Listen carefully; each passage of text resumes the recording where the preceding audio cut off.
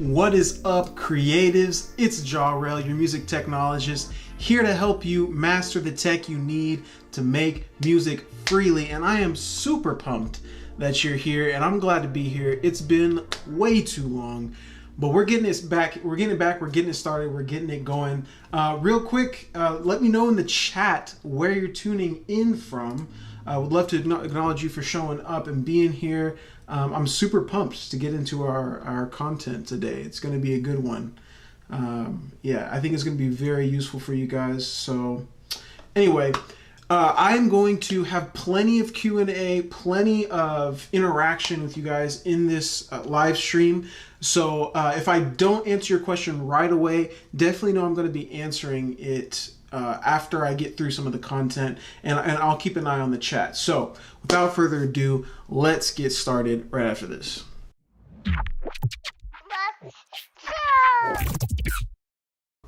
All right, look, I get it.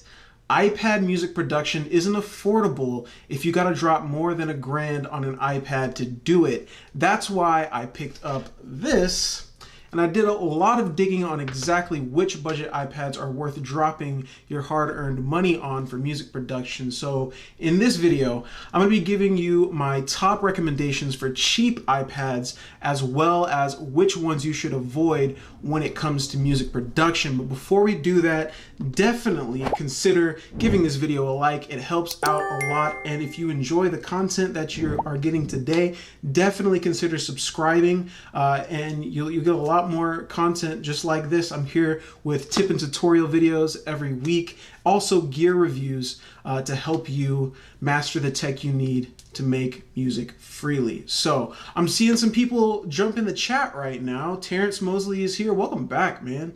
Oh, you're from Grand Rapids, Michigan. That's cool. I've got, hopefully I get your name right. Prabha Arnav, Musical Collision, is coming in from India. Dope. That's super dope. I see Mobile Music Pros in the building. What up? What up? Therese Crosby is here. What up, man? Yo, DJ M Easy is back. All right, yo, Terrence Mosley. Yeah, dude, I'm glad to be back. It's been a hot minute. I've been trying to figure some things out here with the channel, getting some creative direction going forward. Also, just taking care of my family, man, because at the end of the day, that's what matters. Taking care of my wife and my daughter. But yeah, I am here for you guys, and I do apologize for the long absence, but best believe there's plenty more content coming up. I'm not going anywhere. So anyway, let's dig into it right now. So I'm seeing already in the chat some people asking, what iPad is this? This is the wrong iPad to buy, and I'm going to tell you why. But this right here is the iPad mini 1st generation. It is the cheapest possible iPad that I could find. Yeah, the iPad mini 1. Now, why do I say that you shouldn't go for this iPad for music production? There's a couple main reasons, and that's what we're going to be digging into. And just quick disclaimer before we do that, I understand that iPads can get expensive. I've done some really considerable research trying to get you guys information so that you can get a decently priced iPad and get to work. Not everybody's ready to drop your money right now and just be like, okay, I'm committing to iPad music production. Maybe you want to test the waters. So a couple pointers. First things to consider if you're looking for an iPad for iPad music production: do not look earlier than 2013. Let me say that again. Do not look earlier than an iPad from 2013. Anything before that is going to be a no-go, and I'll tell you why. The reason is everything before then was, Apple was using 32-bit processors. And without getting super technical on that, basically what that's going to cost you is some app compatibility. A lot of apps that you would want to use for music production are not going to be compatible if you get an iPad with a 32-bit processor, because everything is 64-bit now in the Apple world, and in most mobile anything like phones these days are 64-bit, iPads too, pretty much computers as well. So keep that in mind. That's going to put you at around the iPad Air 1 or above. So this guy, the iPad mini Gen 1 that I just bought, don't get this one because not only are the specs really low, but it has a 32-bit processor, and it's not going to be able to run a lot of the apps that you want to use. For example, I was able to get Beatmaker 3 on this iPad, but it is not the current version of Beatmaker 3. It's actually an older version, which is missing a lot of features, and it barely runs, guys. Barely runs. It's very choppy, so this is not going to be the one to get. Let's start talking about some of the ones to get, though. So I have a list here of all of the iPads that have ever come out.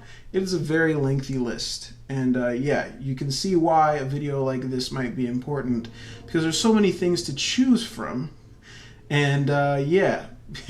You want to make sure you're getting the right one. So we talked about the 64-bit processor. You need to get at least 1 gigabyte of RAM. Okay, that's at least. And I'm saying that because you know, these music production apps tend to need some resources. They're a little bit heavier than most apps out there. 1 gigabyte of RAM, I'm saying, is the floor. I'm not saying that's going to give you a great experience, but it's going to be better than most. For reference, this device right here has, I believe, 128 megabytes of RAM. That's like, what is that, like it's not even a quarter of a gig. That's an eighth of a gigabyte of RAM. That is, don't do that. So if you're gonna get a gig of RAM, at least you're gonna want to go iPad Mini 2 or above. So we're talking about right in this territory. Yeah, iPad, so let's see, iPad Mini, yeah, scroll up, iPad Mini 2 with the Retina display, that's this one. This is the first iPad with a Retina display. So I've already taken down some of the notes on the specs for that one. So yeah, for the iPad Mini 2, we're looking at an A7, 1 gigahertz processor. So an A7 is the processor by Apple, and it's a 1 gigahertz processor, which is pretty slow, but it's, you know, it can work. 1 gig of RAM, and this I was able to find on eBay for between $85 to $115. Now, yes, this is eBay. This is an old device. You're not going to find this like on Amazon or from Apple. It's been discontinued for a long time. So this one, I would say, you know, check this out if you're like, you're not trying to do anything super serious, but you want to know how the interfaces work on something like Beatmaker 3 or Cubase, and you want to have an opportunity to test that out. This might be something to check out. So that's the iPad Mini 2. Now, the second one to consider, the next bump up, if you will, is the iPad Air 2. And I'm crowning this one my #1 cheapest iPad to get. This is the one to get if you're trying to go cheap, in my opinion. If you're trying to go real cheap, it's going to be the iPad Air 2. Now, why is that? Because it gives you the most bang for your buck. Now, it's a 3-core A8X processor, and that's, you know, a bit newer than the A7 and a bit more powerful, 1.5 gigahertz instead of the 1 gigahertz. And this one has 2 gigabytes of RAM. That's a considerable bump. You know, the 2 gigs of RAM is really going to help. For reference, when I got my first iPad, which is an iPad Pro, the one that you guys have seen on this channel, in my original videos, it was a 12.9-inch iPad Pro that had 4 gigs of RAM. That's only, you know, double this. So iPad Air 2, 2 gigs of RAM, that can handle a little bit. You know, it can handle a little bit of work. Yo, really quick, if you guys are getting value from this, definitely hit the like button. You're going to want to stick to the end because I'm going to tell you my actual #1 champ out of the budget category. The iPad Air 2 I just mentioned is my lowest low, you know, champ. You know, I have 2 crowns. That was the first one. You're going to want to stick around and see the second crown because this one I think is going to be the best for you. Now, I wanted to let you know there's a couple I do not recommend you buy at all. So I already mentioned the iPad Mini Gen 1. Do not buy the iPad Mini 3 or the iPad Mini 4. And I will tell you why. Because when it comes to cost versus performance, you're going to get a better deal with either the iPad Air 2, which I just mentioned, or the first generation iPad Pro, which we're going to get to in a second. I think I forgot to mention this, but for reference, the iPad Air 2 is $150 to $200 on eBay. So that's a pretty decent price. So next up, you already mentioned those minis. Don't mess with those minis, 3 or 4. Next up is the iPad Pro 9.7 inch, the first generation. So this is kind of going to be the next step up from the iPad Air 2. It has the A9X processor, so we're already, one generation above. 2.16 gigahertz is a bit faster, and it's got 2 gigs of RAM. So it's the same 2 gigs of RAM. It's kind of a toss-up, in my opinion, between the iPad Air 2 and this first generation iPad Pro. Now, notice I'm not talking about anything that's not important to music production. So we're not talking about screen size. We're not talking about screen quality. We're not talking about, we're not even really talking about whether it's Lightning or USB-C or whatever. I'm talking about raw performance. This is what you're going to need in order to make music. Everything else can be figured out. And if you're on a budget, you're probably going to end up with a Lightning port anyway, rather than a USB-C. But maybe not. Keep watching. But yeah, so I'm only focusing on the things that are important, and that's performance specifically when it comes to music production. So, like I said, the iPad Pro 9.7, the first gen, this is the next step up. $200, $200 to $300 on eBay. And that's not a bad deal. That's not a bad deal. Now, you're going to want to consider, if you're going for this iPad, the iPad Pro 9.7 inch, you know what, let me pull it up really quick so you guys can see it. Here it is. Let me find it. iPad Pro 9.7 inch. Yeah, here it is, the first one to come out. Yeah, this is what that looks like. If you're going to get this one, you might want to consider getting a regular, the regular iPad 8th gen. That's the most current regular iPad. It's not Pro, but I think you're going to get better performance out of it, and it's a very small bump in price. So I'm talking like you can get the iPad 8th gen, which we're going to talk about in a second, for $349 renewed on Amazon. And so the iPad Pro that I'm talking about here is going for between $200 to $300 on eBay. So you got to consider, is it worth the $100 to $50 extra to go with a much more current device? So keep that in mind. The next one we're going to go over is the iPad Pro 12.9, the first generation. Now, this is going to be probably, one of the most powerful, cheaper iPads that we're talking about here. So this one has an A9X, same as the iPad Pro, the smaller one. Has same speed, 2.1 gigahertz, 2.16 gigahertz. It's got 4 gigs of RAM. So now this is where you're getting into some good territory here. You're getting into some better territory for music production. 4 gigs of RAM is a really good solid start. So we're talking about maybe being able to do some things long term here with this iPad. I think this one could last you a bit. The first gen iPad Pro. Now notice it's still an outdated processor, so you got to consider it might not be as quick as some other things, but we're talking specifically about music production, and I think this one could do it pretty well. The other ones are kind of like dipping your toes in.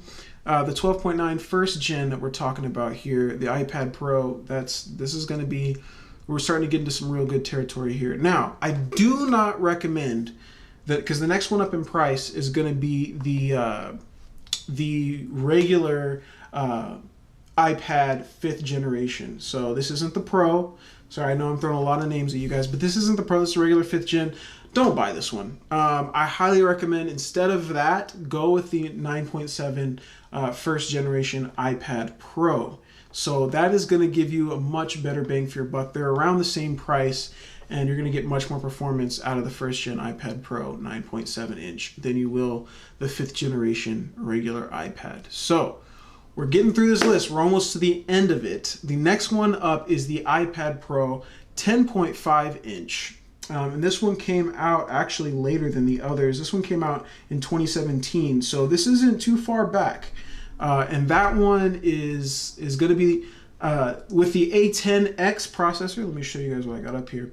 So as the A10X processor, that's another bump up from the previous processor. Same 4 gigs of RAM. See, this is good territory. 4 gigs of RAM is really nice.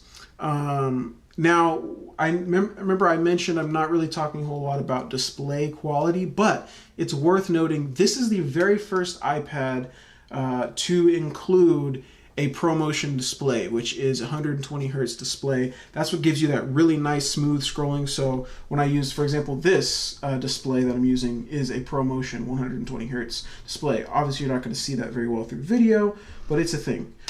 So really good display quality on this one. Just thought I'd mention that. And then, so this one is running for $350 to $450 on eBay is the price I was able to find it for. And that's that's a pretty good deal for this iPad. But if you're looking at this one, you might want to consider going with like I said, the newer regular iPad 8th generation on Amazon, refurbished.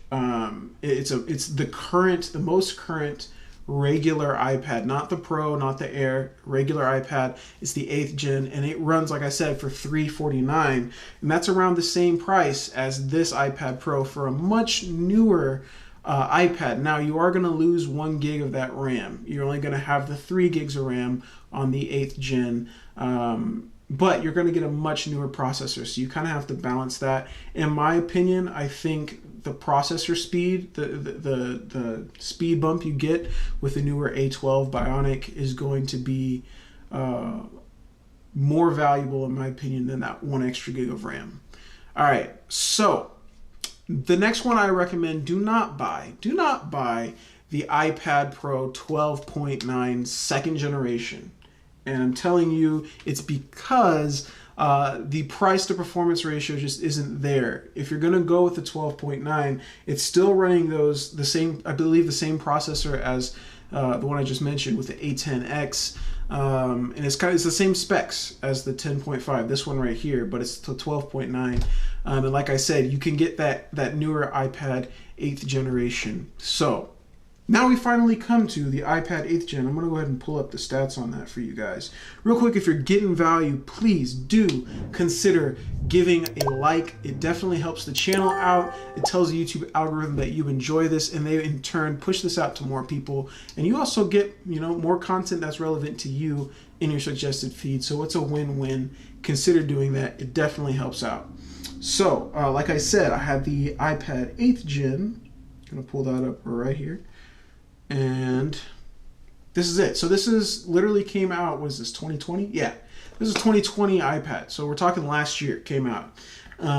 It obviously it doesn't have as nice of a display as an iPad Pro from really any generation, but it's got a 2.49 gigahertz A12 Bionic processor. That's way better in my opinion than the A10X. And you're getting 3 gigs of RAM here.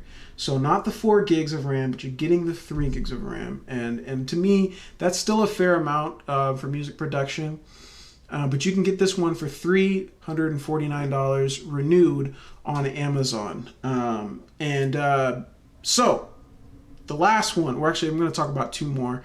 But this next one coming up is going to be, in my opinion, the real winner here. And it's a little bit more than the previous iPads we're talking about. But this is the iPad Air 4th generation. This is my top recommendation to anybody that's like, yo, I don't have a ton of money for these iPad Pros that are running $1,000, almost to $2,000. I just need something that's good and really is going to get the job done, but it's not going to break the bank. And this is my recommendation. So make sure you're listening because you want to catch this. So the iPad Air 4th generation is a 6-core A14 Bionic processor. So this is actually newer than most processors out here. It's basically the step right below the M1.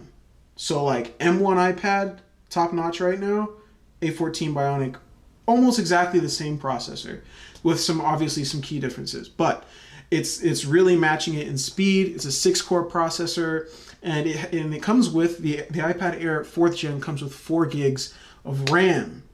And you expect this is going to be $1,000? No, it's $499 on Amazon right now. I believe that might be brand new. correct me if I'm wrong. I'm not sure. I have to double check the price. I didn't write it down, but $4.99 on Amazon. That might be refurbished. It might be brand new. I'm not sure, but $4.99 for basically the one right below the top notch. Like, I recommend if you've got the money to get the iPad Pro, with the M1 processor, all that. This guy right here is the 11-inch. If you got the money for that, get it. But obviously, if you're watching this video, you probably are interested in getting something cheaper. iPad Air 4th Gen is my recommendation. Now, if $4.99 is still breaking the bank for you, let's recap. Check out the iPad Air 2nd generation. It's going to be the next best bang for your buck. 150 to 200 bucks on eBay. That's going to be a win for you. Now, the couple things I didn't mention. It's really important to think about your storage as a music producer. Even if you're dabbling, I would not buy any of these iPads with anything less than 64 gigs of storage. And even that could be a little bit low, but I say 64 gigs is a good starting point for music production. You can save most of your files in there. I mean, if you're going to be, producing on an iPad for years, then you're going to want to get something with some more storage than that.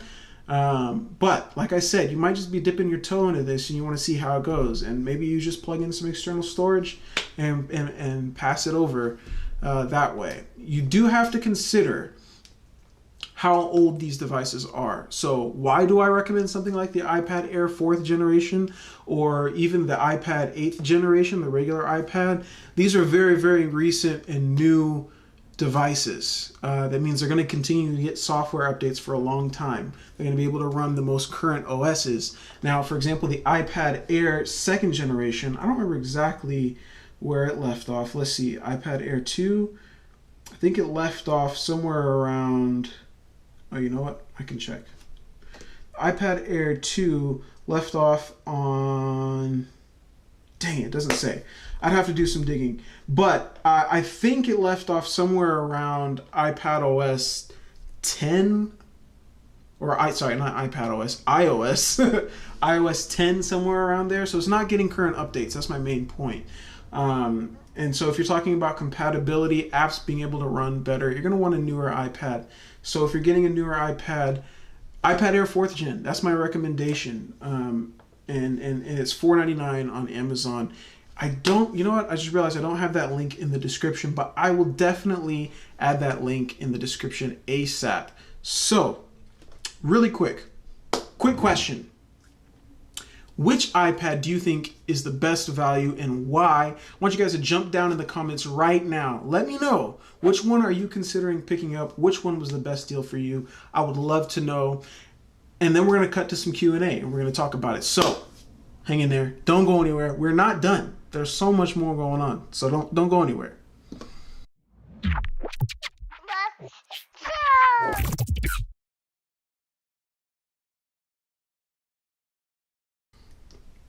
All right, I'm back. I would love to chat up with you guys about which iPads you thought were the best value and which ones you're considering picking up. Definitely pretty stoked to talk about that. I'm seeing Keith talking about, I appreciate the comment. Keith Tut said, this breakdown is nice. Trying to see if I need to give my Air 4 to my wife so I can get the new Pro. Lol. Yeah, man. If you've got the cash to drop on it, I'm gonna tell you these M1 iPad Pros are pretty nice. Not gonna lie, the headroom is there.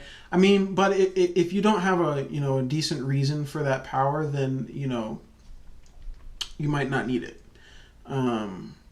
So if you've got the Air 4 already, I mean, you're probably going to be able to do 99% of what you could do on the M1. So just think about it that way. Cool. Oh, Mo Music Pro says, I always buy my iOS devices refurbished. Good thought. Yeah. You get much better deals that way, for sure.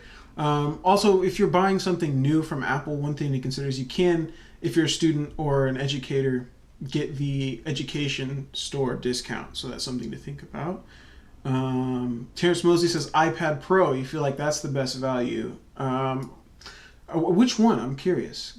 The iPad Pro. Yeah, I'm glad I got one. There was actually, I just remembered, there was one iPad I didn't mention in this video, and I was going to, but I didn't. it's the iPad Pro 11-inch 3rd gen. So the 2018 model is just like this one, looks just like this one, but it's the one from 2018. And that one, it has an 8-core A12X processor, 2.5 gigahertz. It's got 4 to 6 gigs of RAM depending on which one you get. 4 gigs of RAM for all of them except for the 1 terabyte storage model, which has 6 gigs of RAM. That one's going for $500 to $600 on eBay. And I would consider, again, the iPad Air 4th gen at that price because you're getting the newer processor. But anyway, there we go. All right, y'all. I'm not going to belabor the point. If you guys have any questions about you know, devices to buy for iPad music production, definitely hit me up in the chat. Also, consider following me on social media. That's Twitter and Instagram at Jahrell. I'd be happy to talk to you guys there about stuff like this. But those of you that are friends of the show know what's going up next. We're going to be doing some live music production. I'm super stoked to get into it. I'm not going to lie to y'all. I'm going to try to shake the rust off tonight. I'm feeling pretty rusty. It's been a hot minute since I've just dove in and done some music production. But I have an idea, I have a plan, so I'm pretty pumped to do it. I'm seeing some comments come in real quick. Yeah, so Flying Junkies asked the question, I saw your video using the 10.2-inch plastic iPad for $329. Good review. Think it will continue to get future updates? Yes, that is the iPad 7th gen, which I did not mention in this video because I believe if you're going to spend $329 on the 7th gen, you might as well get the 8th gen for $30 more renewed on Amazon. $349, or sorry, $20 more. If you already have that 7th gen, then yeah, that's a good iPad. It'll continue to get updates for a while. I'm not sure exactly how long, but I'm sure it's still current right now, still getting updates. Apple tends to support their devices for years, so with new software updates. But if you're just looking to buy one, yeah, consider bumping up to that 8th gen. You're only going to pay $20 more to buy it on Amazon renewed. Kevin Stigger says, as a huge Android user, I'd prefer iPad Pro for mobile music production. Interesting. I have been an Android user for a long time, but made the switch over to iPhone once I got my iPad because the Apple ecosystem just draws you in that way. But yeah, the iPad Pro, that was my first iPad for iPad music production. That was my first iPad, period. And yeah, it's been great. So, all right. That's enough questions for now. I will definitely answer some more. Keep throwing them in there. I will answer them as we go. But I'm going to dig into some music production now. So I have some ideas. Those of you that don't know my background, I come from, I've been making, beats, probably the past 12, 13 years. But during that time, I've also been an avid orchestra nerd, and I have a love and a passion for classical orchestral, music. And I have a quick track that I'm thinking of borrowing some chords from. I'll play you guys a snippet. Hopefully I don't get a copyright strike off of this, but a quick snippet that I'm planning to play. I think it's 442. This is Ralph Williams' 5 Variants of Dives and Lazarus. This is one of my favorite string pieces of all time. I'm going to try to use these chords. I'm not sampling it. I'm just going to try to recreate the chords if I can, but here's the part.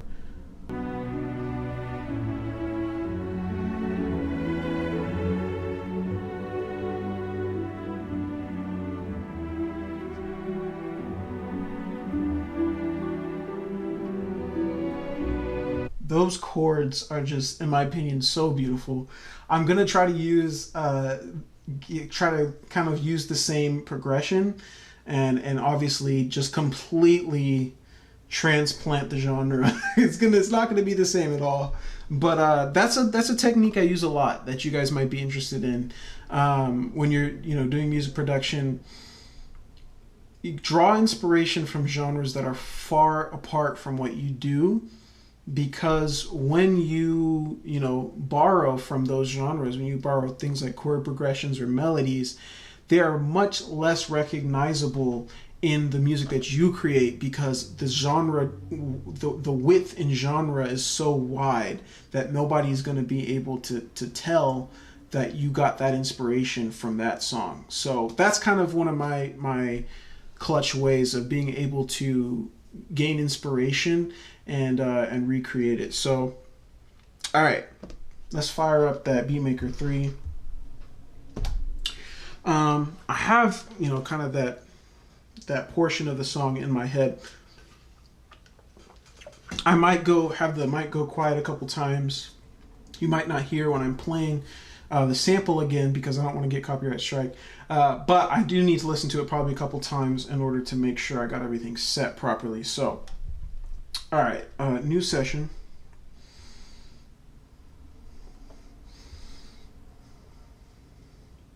Let's see. Gotta pick a tempo.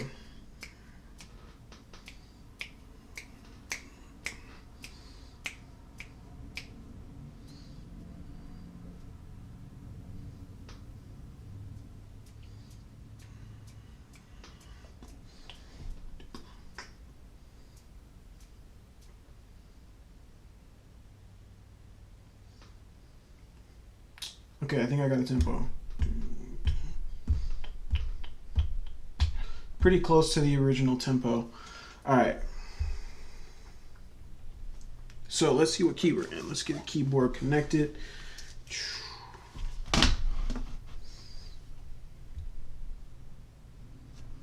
we go. Now you guys can see what's happening. There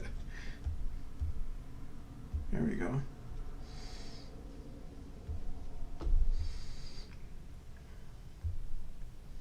All right, let's load up a piano just to start out. We'll start out with, you know what? Maybe I won't load up piano. Let's load up Flinth. Feeling flinty today.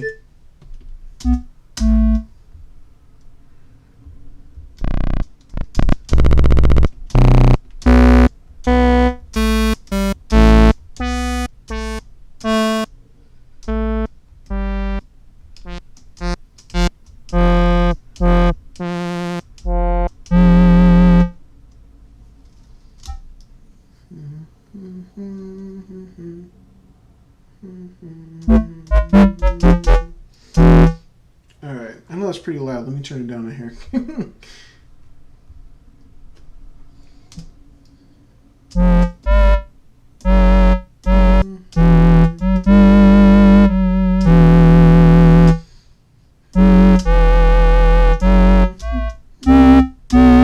Alright, we're officially in the key of B minor. So that's what key we were in for that sample. I think I'll keep it the same. Maybe I'll bring it up after I put it in.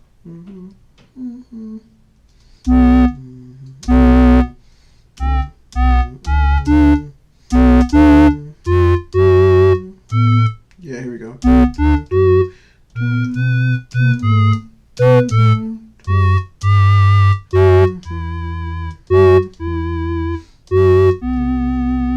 There we go. So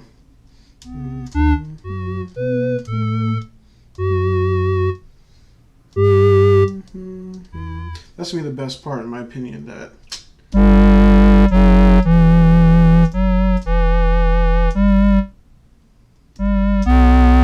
ooh, I could use that note there instead. All right, that's what I'll do.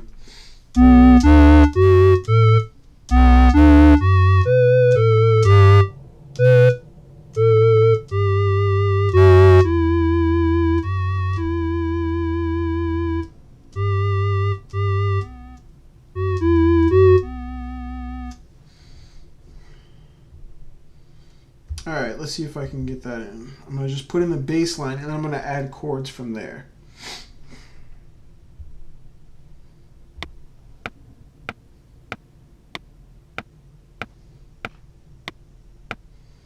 Oh, I forgot to change the time signature. 2, 3, 4, 5, 6. So we should probably do 6, 8. Oh, I forgot. There we go. 6, 8. not going to let me change from 4. I was not aware that I could not. Interesting. Everything's out of 4, huh? Not okay. That's fine. We can do 6/4.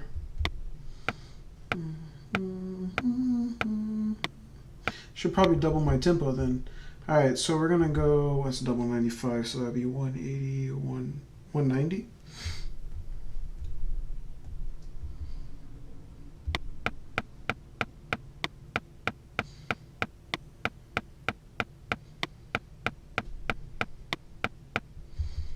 That's not right.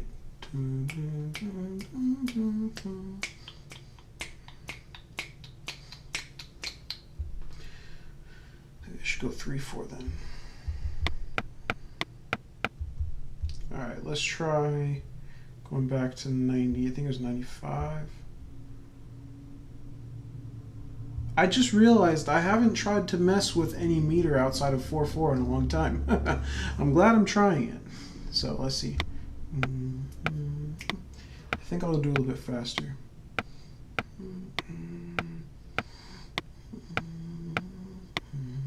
Yeah, that'll work. We'll go for 100. Okay, 2, 3. And of course, the oh boy, the X key Air has decided to, you guessed it, disconnect. It just boggles my brain how this happens. We may never know. We may never know. Okay. All right.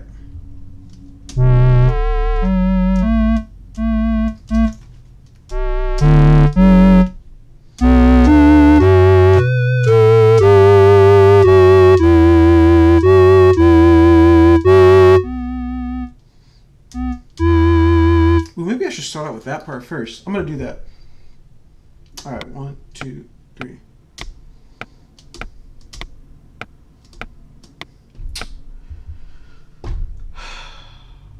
Okay, not sure why that's disconnecting. I'm just gonna, you know what? Let's bust out the old Stencil Morph.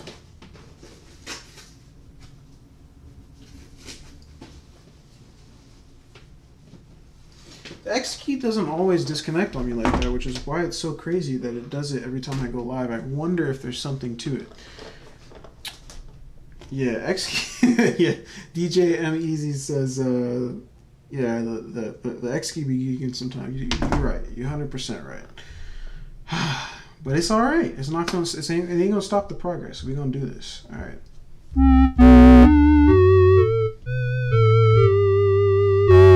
Maybe I should start there.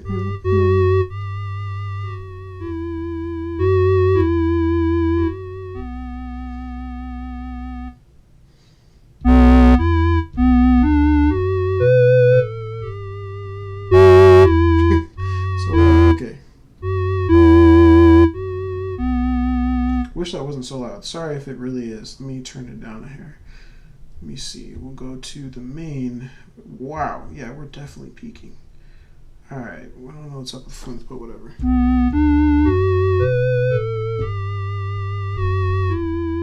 I think I'll turn off sensitivity.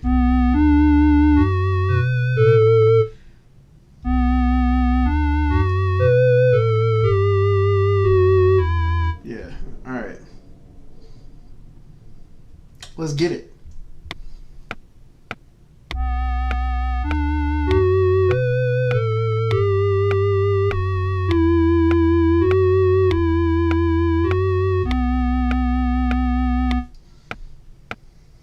I just realized that's a 7-bar phrase and not an 8-bar.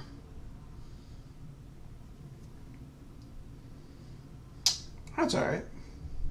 We'll probably double the last note and see how that went. We quantized. Let's see.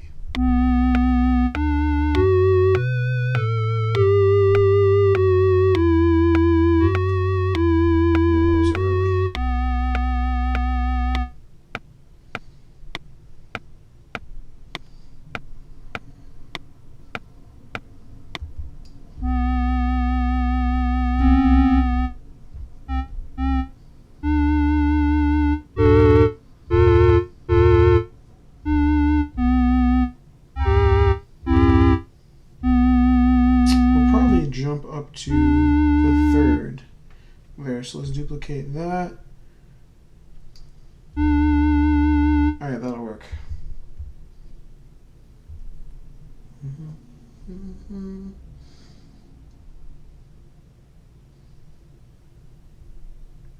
All right, let's see what we got.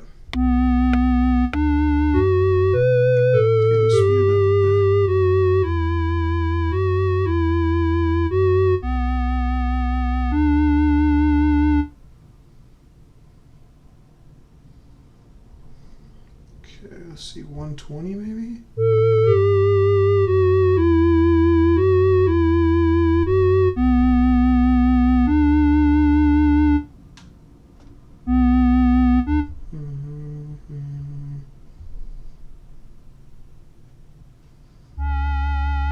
That'll work.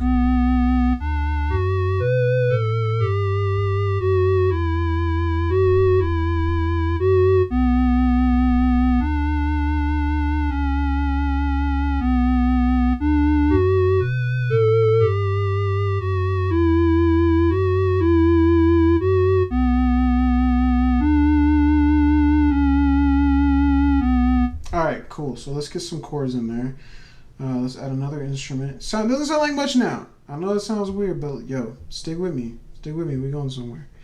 Alright, let's get some piano Ravenscroft in here. Let's go with the Mona Lisa one. So let's see.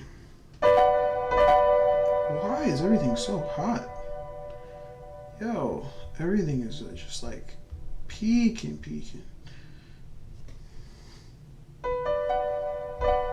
Oh yeah, let me do this.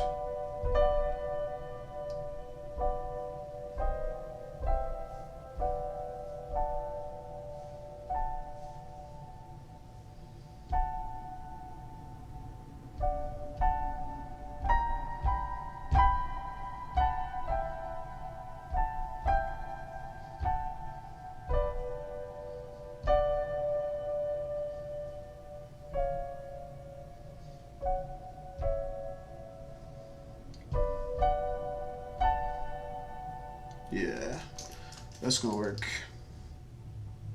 Flying junkies. Spooky vibes in time for Halloween. Maybe, who knows?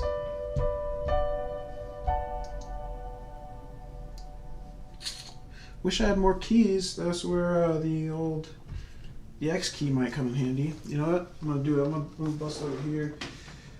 See if we can get the Alesis going.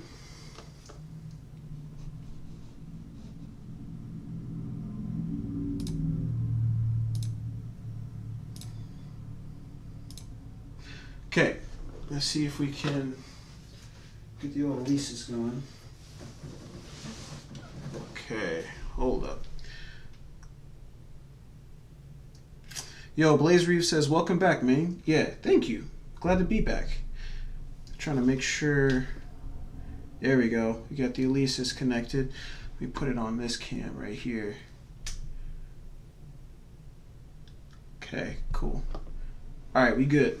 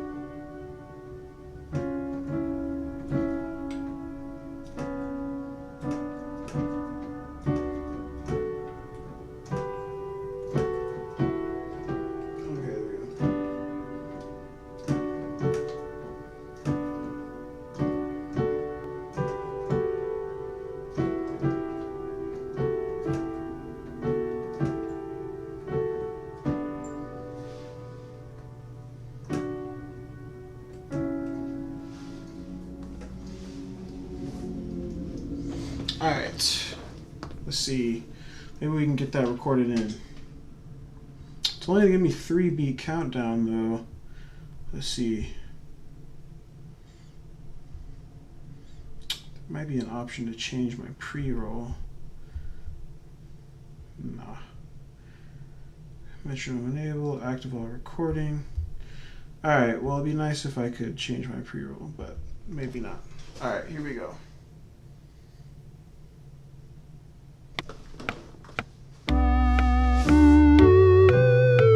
Almost. Dang, it's like too fast. I might have to do it like in half time. You know what? I could probably do this on the keyboard I got right in front of me.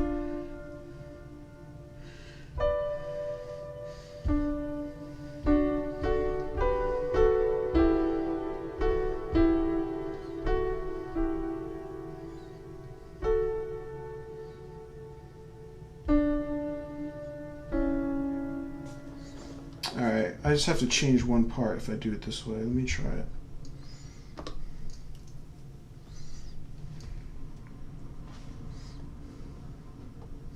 I'll try it this way, we'll see how it goes. Man, I can't hardly hear it. I think it's because I turned it down so much. Alright, let's bring that up. Bring this down. Turn my volume up. Alright. I think I will turn the tempo down though. We'll start at 100 and then we'll bring it back up after.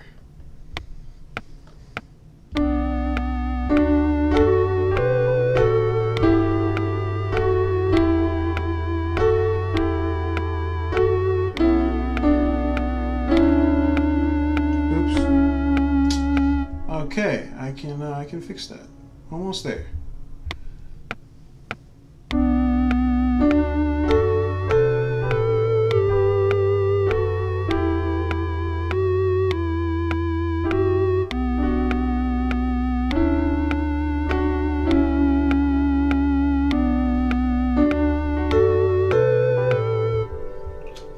Alright, we're definitely gonna need to quantize better than that.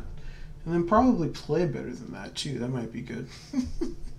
Yo, I'm not a pianist at heart. I know I probably look ridiculous doing these two finger things. It's all good. It's all good.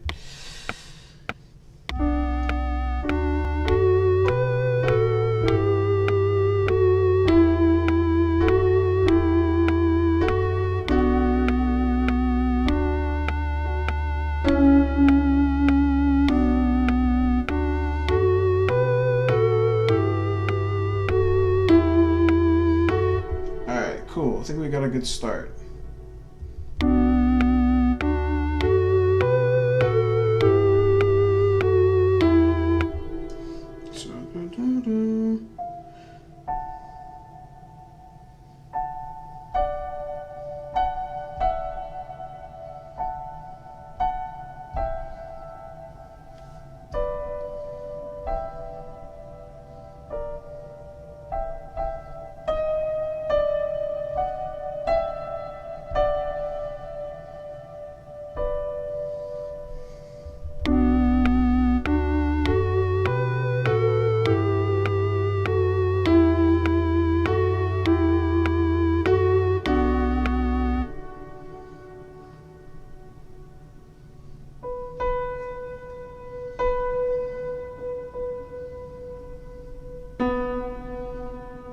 There we go, that's what we needed. We're also going to need another one of those at the beginning. Alright, now I'm going to have to lengthen all these notes and then we can move on.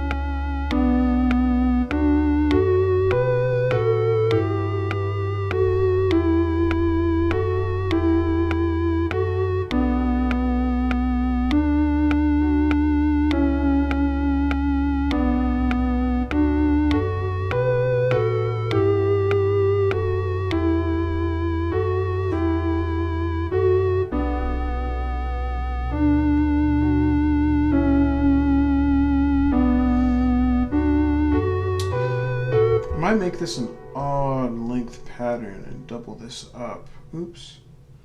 Double this up. See what happens.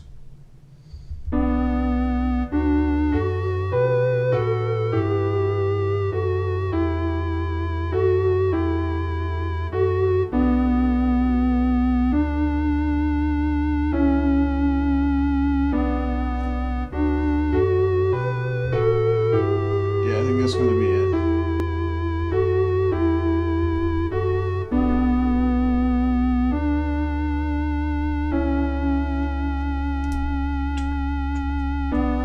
Alright, yep. Alright, we got the basis. Now we can get going. Now we can really get going. Alright, so today is the 31st. Alright, we got 8, 31, 21.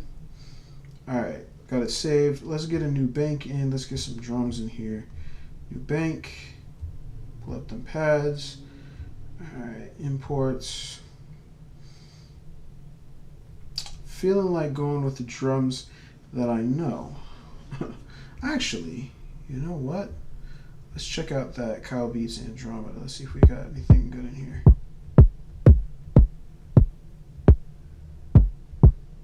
I'm not liking the kicks. What about the claps? Eh.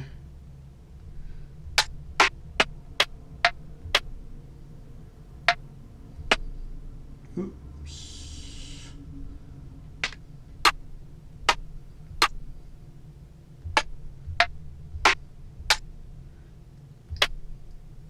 All right, yo, DJ M Easy. Yeah, stay locked in, man. I'm trying to stay locked in myself.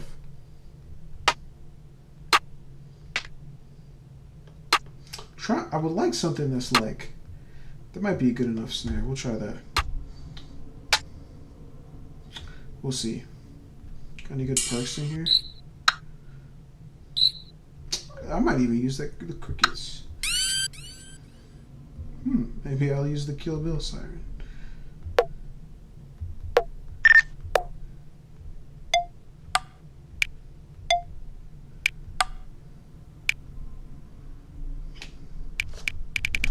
Might use that. All right.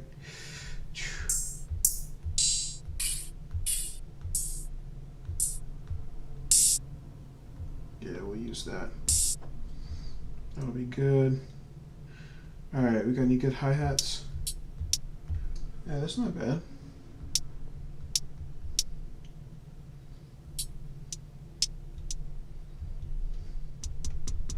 I don't know why everything's coming in so quiet though, after it's been so loud. All right, let's try that.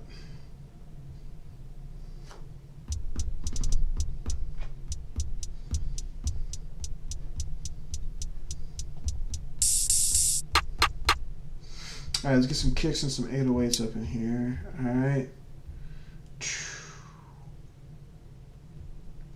See, I might do another round of organization for my iPad music production for my Beatmaker 3 sounds. I might do another video on that. Might get it more organized and do a video on it. Let me know if you guys are interested in something like that, seeing some better organization and how you can do it. I have done well, but I've been sloppy lately, and that's what makes everything take so long to find stuff. So, all right. Now we're getting into the Andrew Huang stuff. Yeah.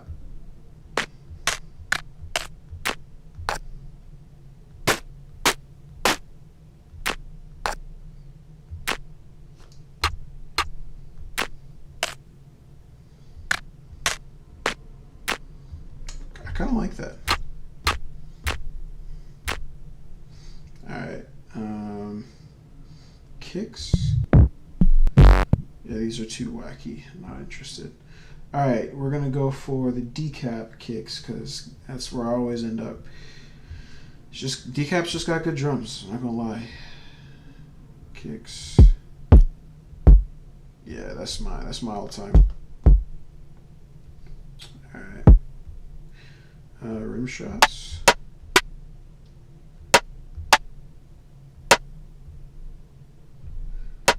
be good with some reverb. Percussions. Okay. Effects, huh? Nah. Yeah, I've used both of those recently.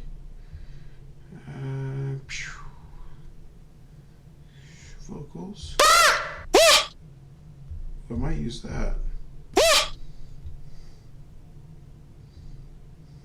One shots, percussions.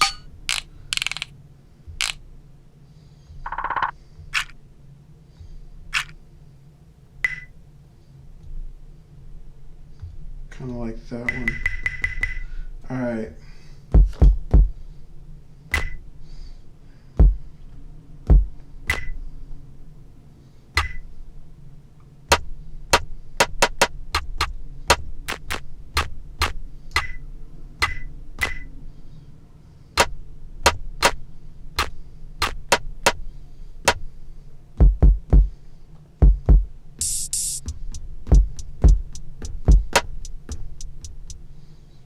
We might have to pitch this one up. Semitone.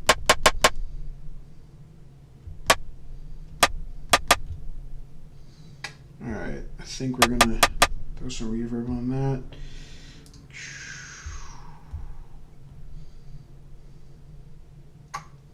Pro R.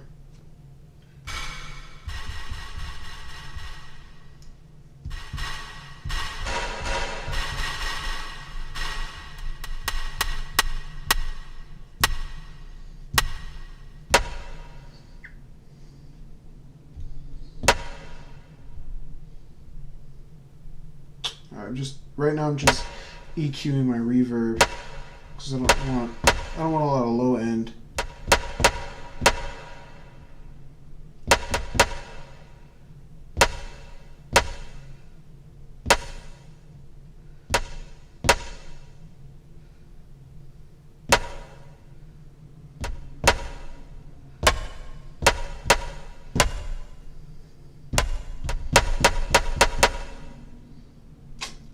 I think that's pretty good. All right. Ah, fam, I did not want that on. Dang.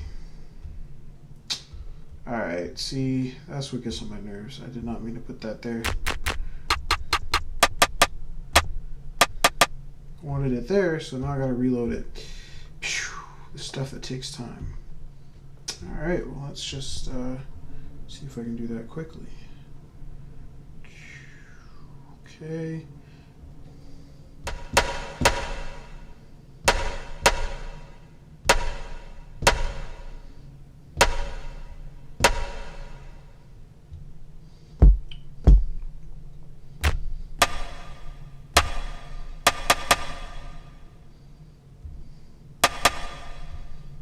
I think I like the original note. Yeah.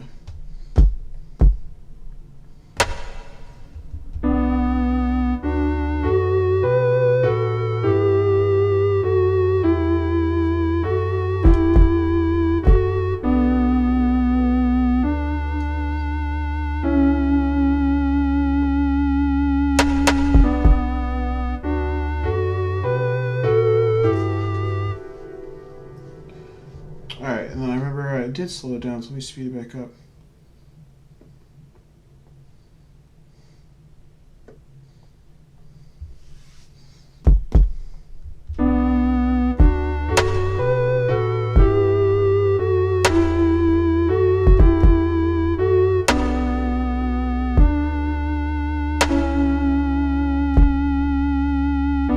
Yeah, I definitely held that out too long. I'm going to cut that one after this.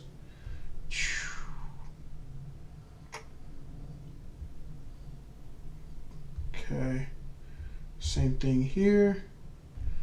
Going to bring that back one pattern, and then bada bing, we should be good. All right.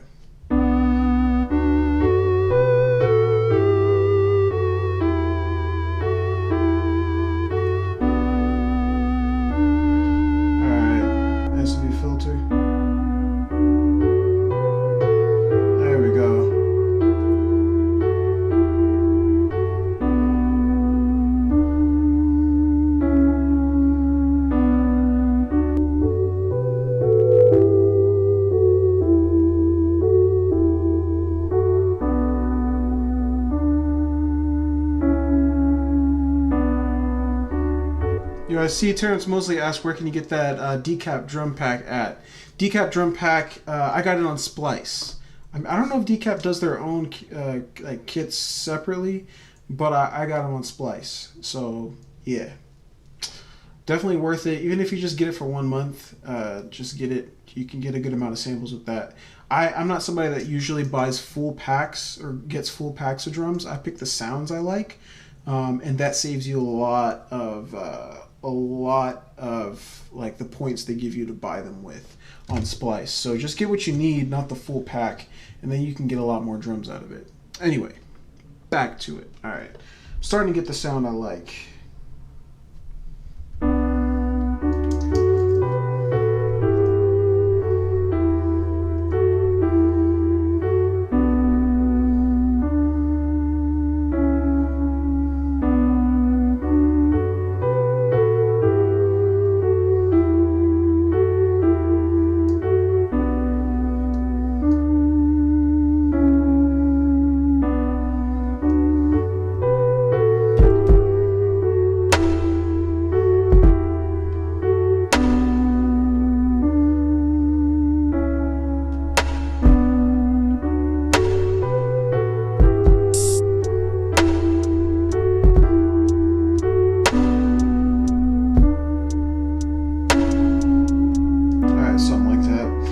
I might cut that last section off. I'm just not liking the way I end up making it line up.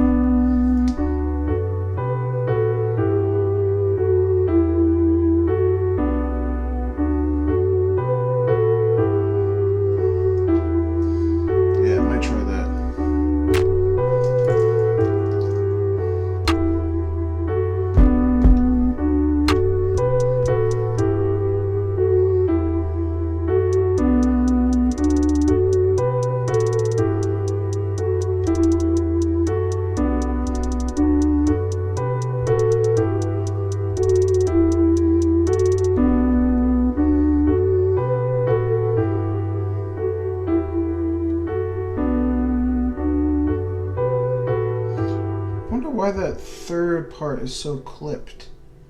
Da, da, da.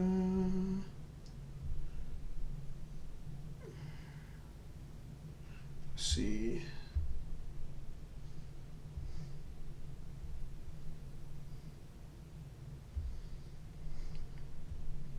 Maybe that fixed it.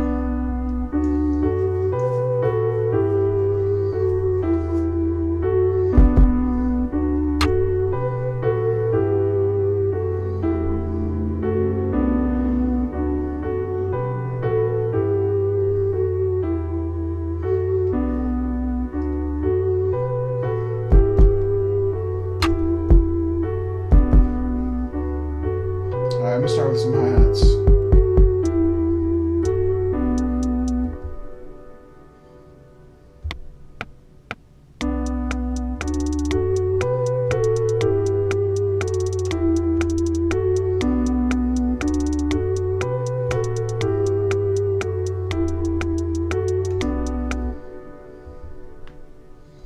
I think I re-recorded over that.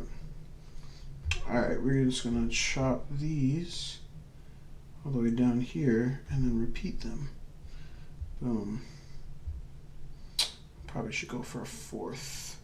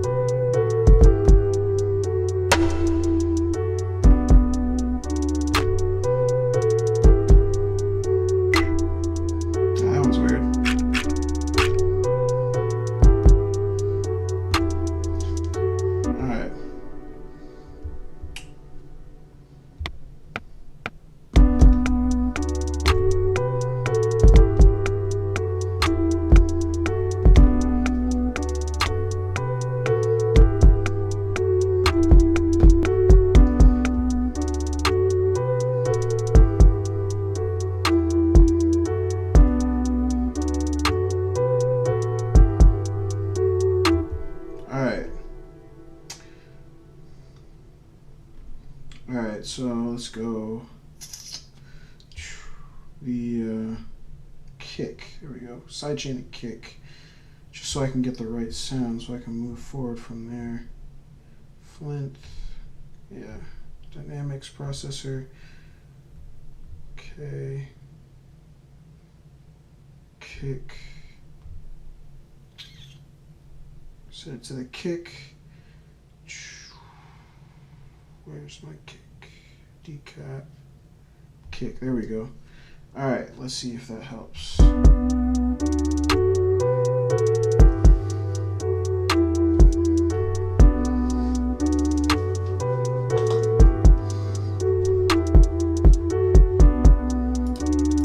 Just realized my circle cam wasn't on.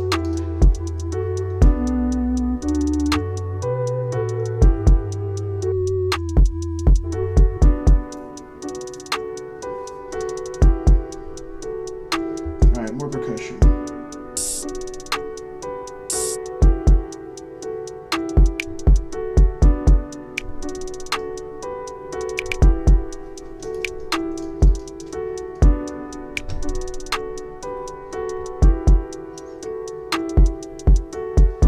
Man, I don't know what's with the mix, but everything sounds so quiet.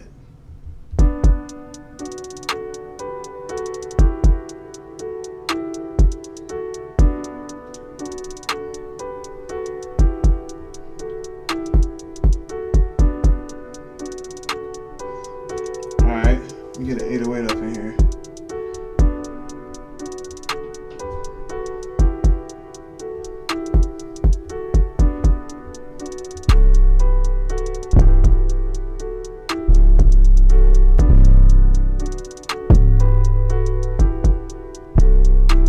Ooh, there's a good one.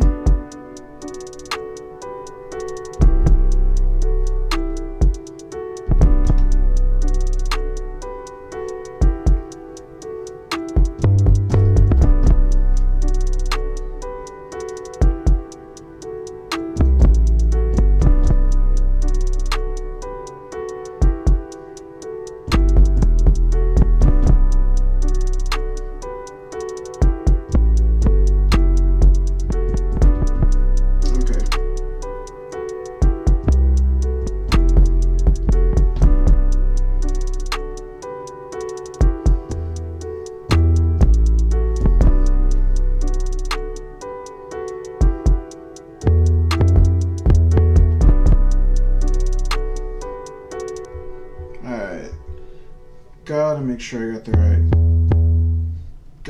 I got the right notes.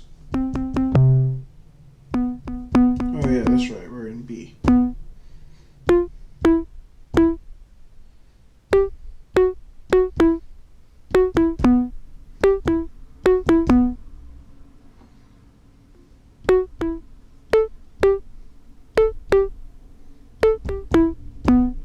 Alright, that'll be alright.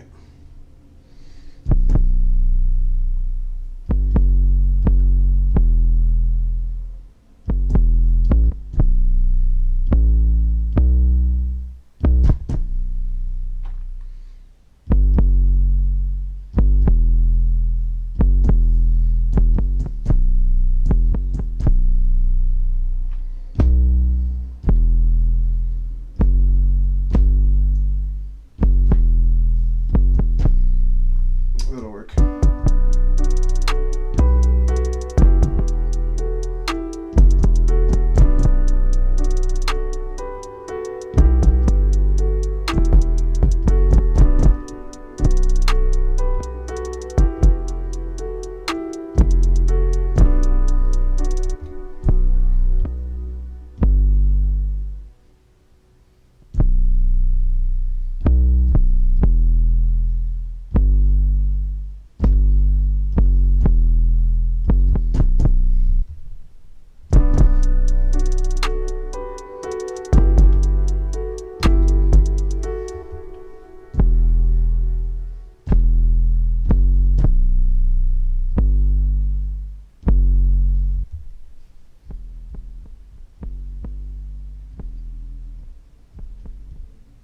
All right, here we go.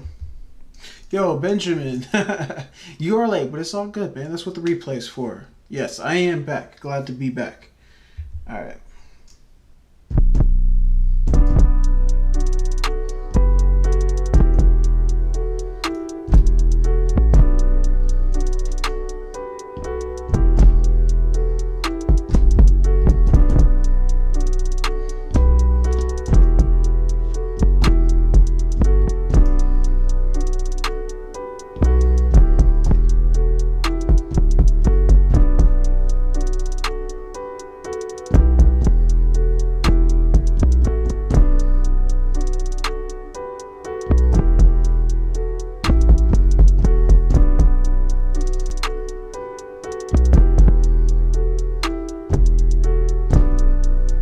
Something like that. Let's see if I can get that in.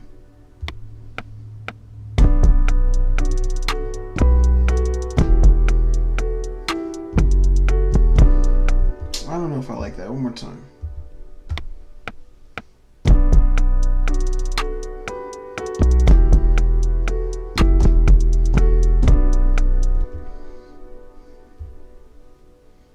All right, one more time.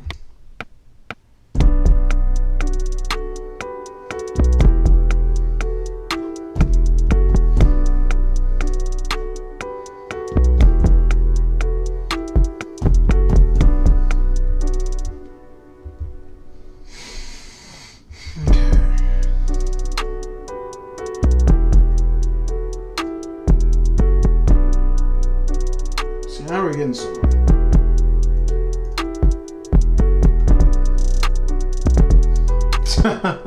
I hate when that happens. That's a bug. That's what happens when you have overlapping MIDI. And I can tell you it's because I added that last 808. So if you guys ever have that, that's a pro tip. I've had this happen before. If you guys ever happen to have your drums or whatever instrument just randomly kick in a double time when you're doing Beatmaker 3, it's because you have overlapping MIDI. So just keep that in mind. I've had to find that out the hard way once. Alright, what vibe am I going for? Benjamin asks. I'm going... See, I was trying to go for like cinematic trap-ish, you know? But now, I don't know, I'm kind of in the trap realm. Gonna see what comes of it. Is kind of where I'm at. Gonna try to get some rich chords and harmonies in here pretty soon. But we shall see. And then I might have a little bit of a... I don't know. I have like a B section. I might add one in a second, but that's where I'm at right now.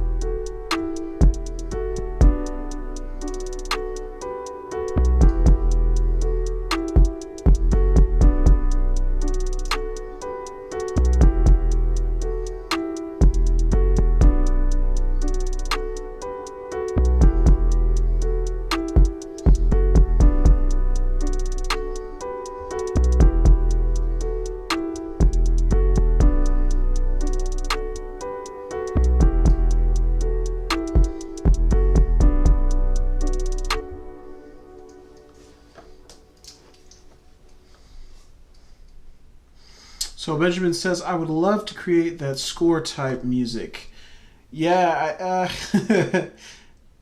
so I'm assuming you mean like kind of like movie score type, like orchestral, you know, luscious sounding music. It's not easy to just whip up in a DAW.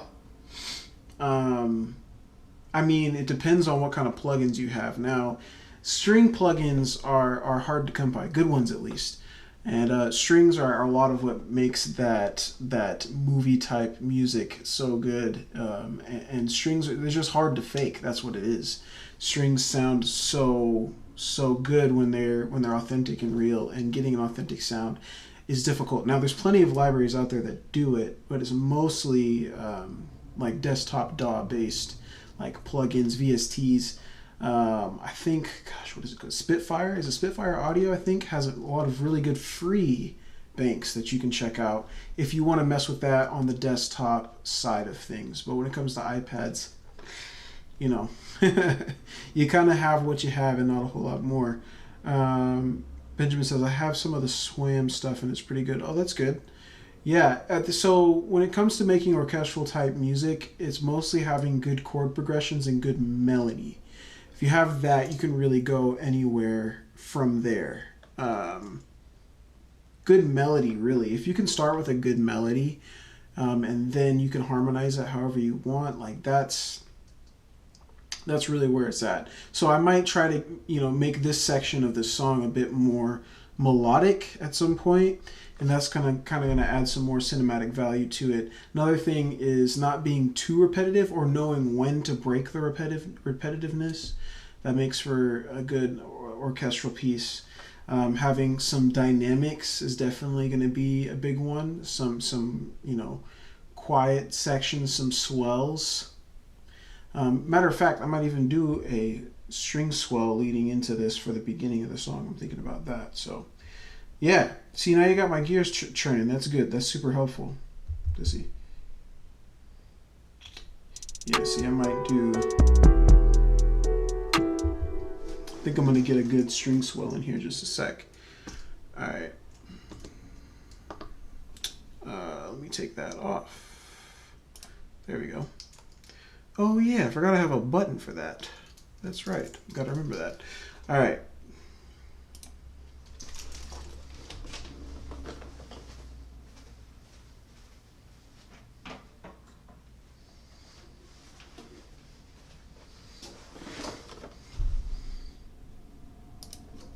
All right, y'all know what it is. Busting out the strings. It's time to get some.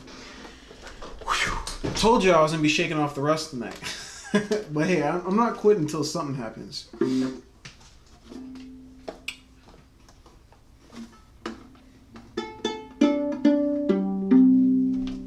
think we're in tune. That'll work.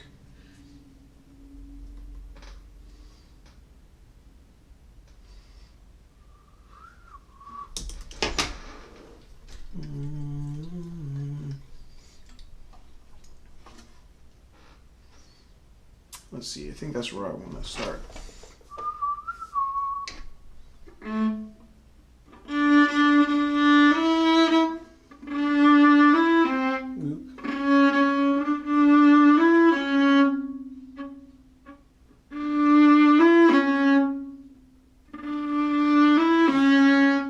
Yeah, that'll work. All right. All right, add a new audio track.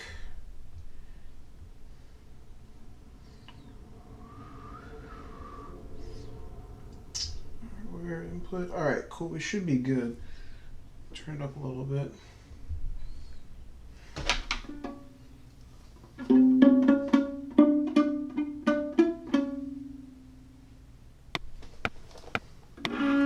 Oops.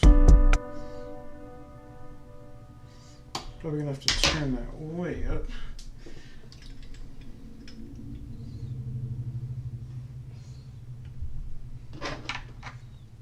Okay, gotta try to have the bow ready. Here we go.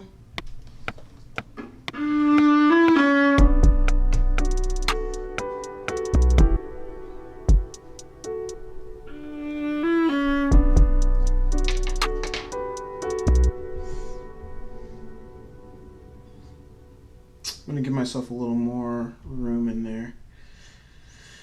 All right, we'll do this. Drag everything over.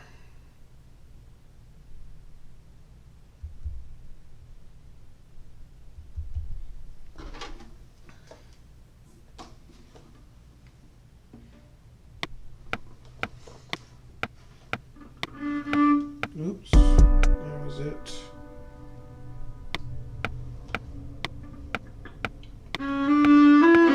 Not too slow, almost there.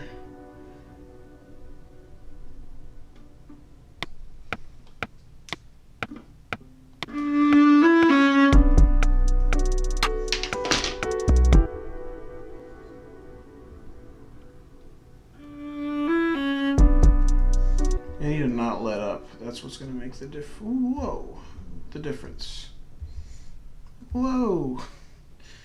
Whew, slow down there. I'm over here deleting my song. All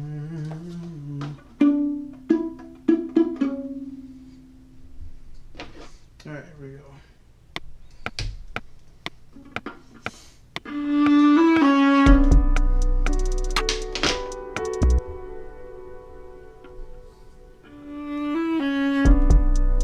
Yeah, that's good. All right.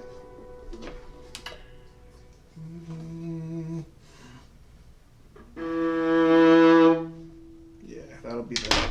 Yep.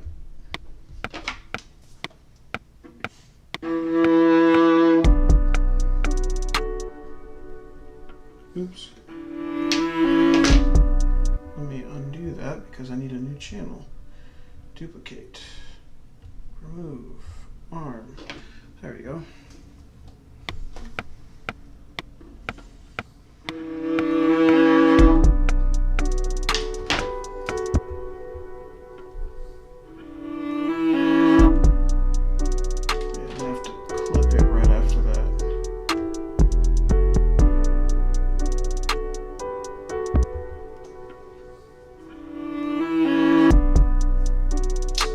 That's too clipped.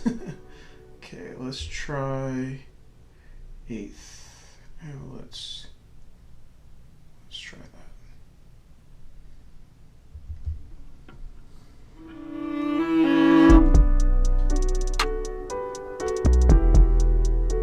So you might have to.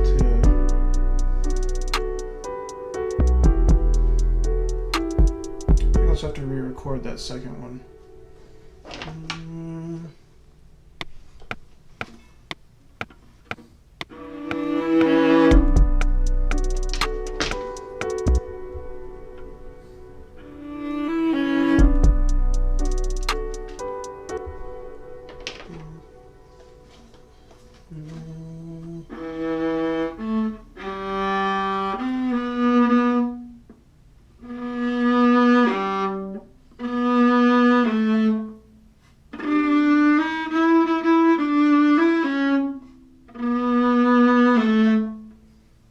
Try that. Duplicate. Okay.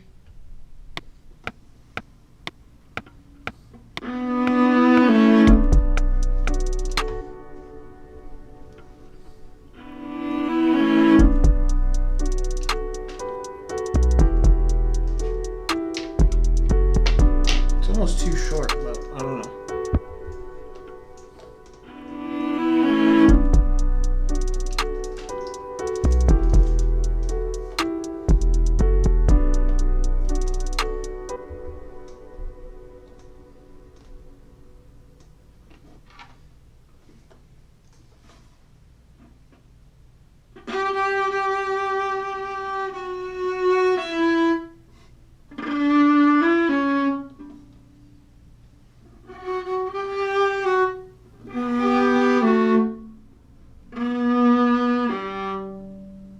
Probably should have been went down to D.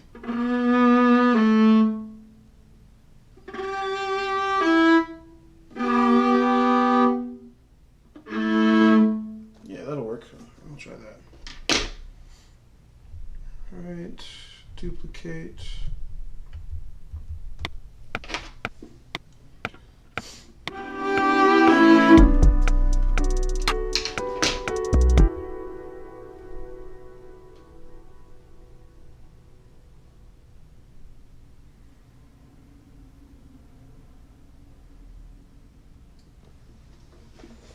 Why are these?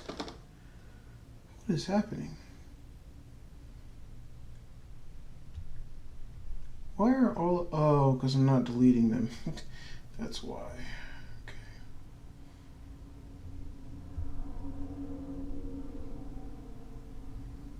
Okay, there we go. Benjamin asks, "What exactly am I stacking with the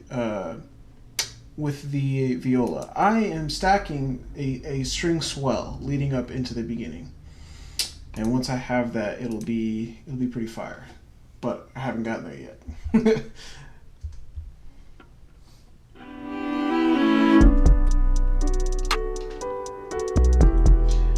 Might have to do some EQ to the whole string section to get it to sound good there, but let's see.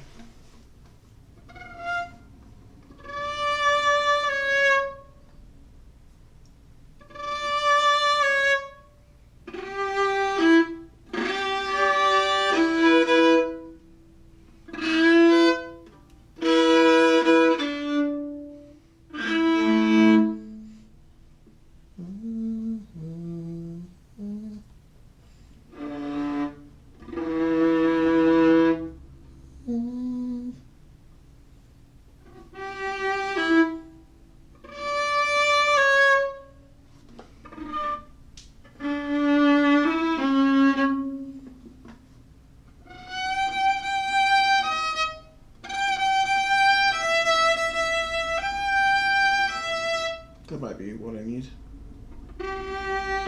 It's the same thing at the octave, but I'll do it. Alright, almost done with this. Let me get back to the rest of it.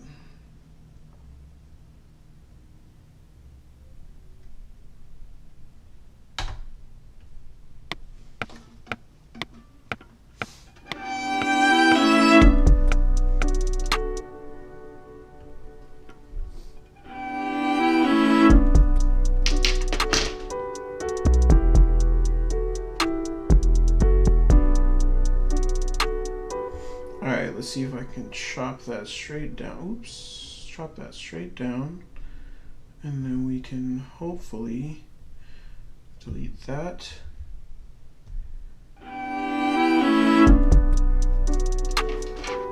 Yep, okay.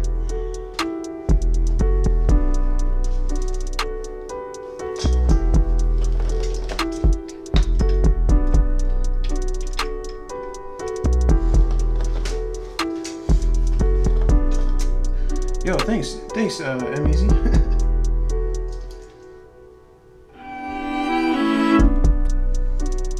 Ooh, I think that last one's a little out of tune. Yeah, I might have to do that last one more time. I didn't catch that. Last one. Whoa, oops. One more time.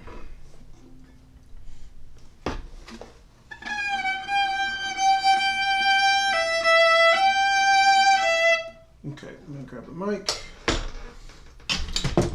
Well, thank you, cheap stand. All right, there we go. A little higher. There we go. All right, here we go.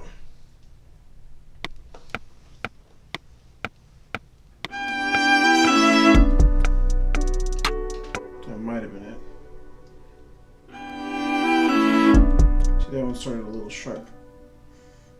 One more time.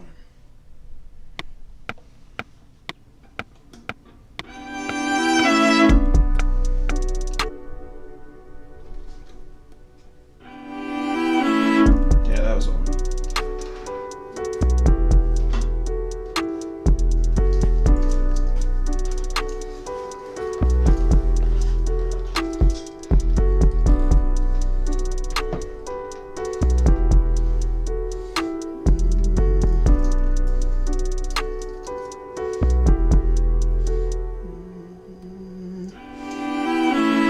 Ooh, might do a trill there, man. I'm getting ideas now.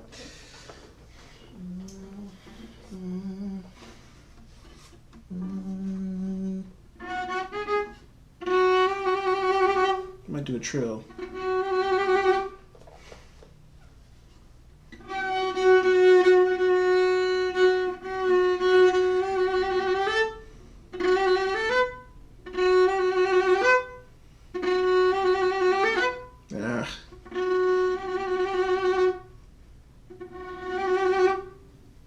Might just get that trill in. Let's see. Man, who knows where this is gonna go? I'm kind of liking this. It's going slow. It's going slow, but I'm liking experimenting. Sometimes you just got to get up in here and experiment. Duplicate.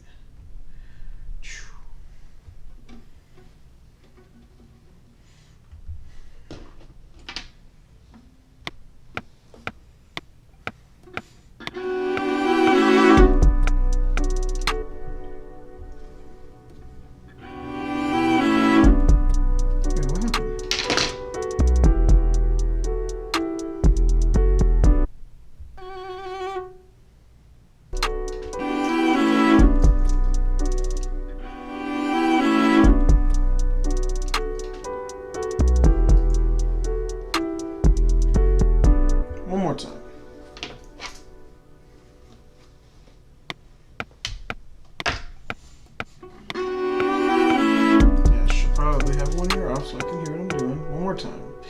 I know, I said one more time already. Here we go.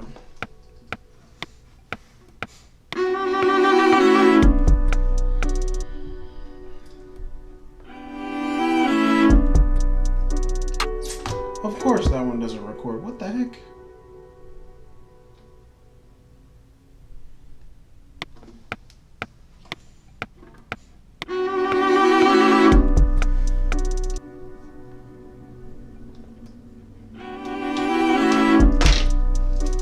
Yeah, that'll work.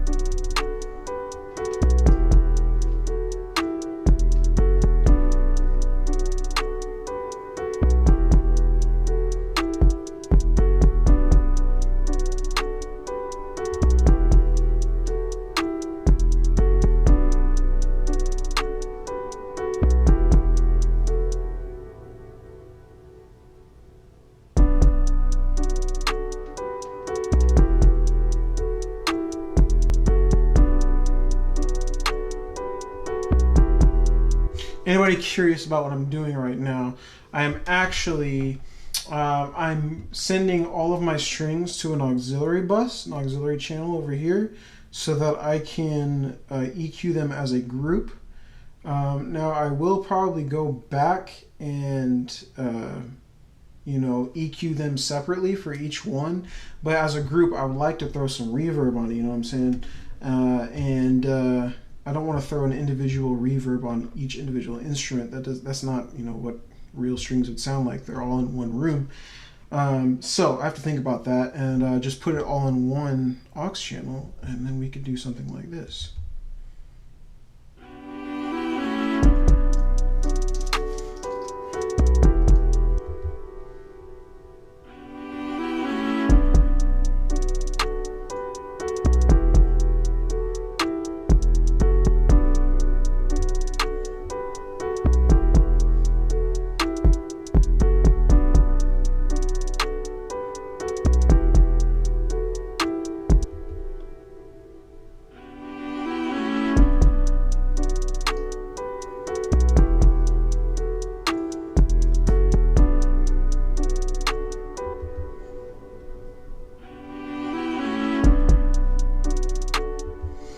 Benjamin asks, what kind of reverb do I use on strings? The same reverb I use for just about anything. It's the Pro R reverb, and I don't even, I mean, I might make this a little bit bigger, you know, I might tweak the settings, but generally, yeah, I'm just using Pro R from FabFilter.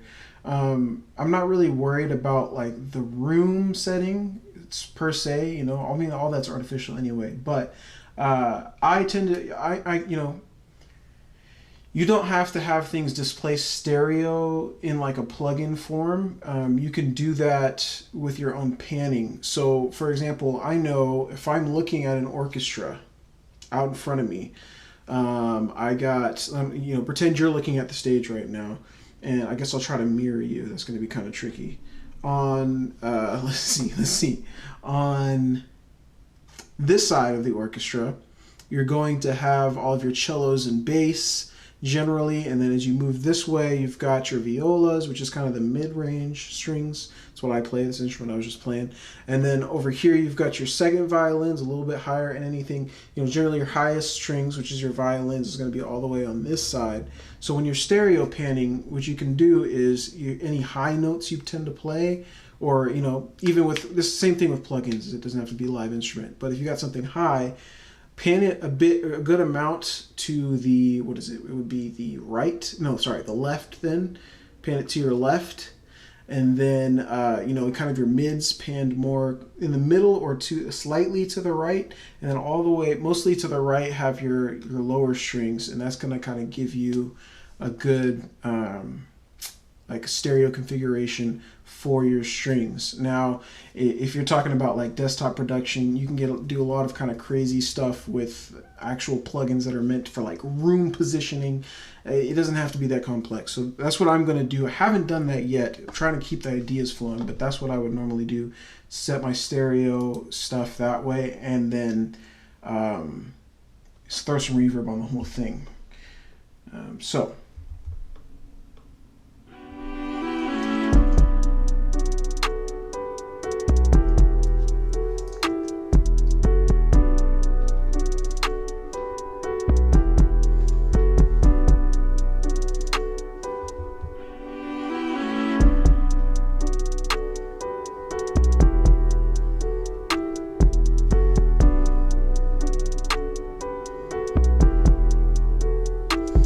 we need more percussion here.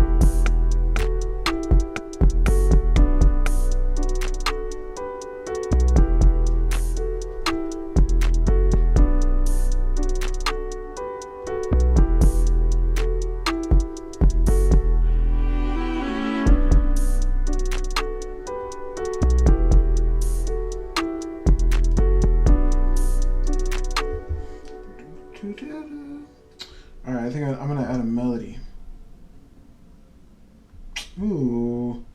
I think I might do some more live viola. Let's see.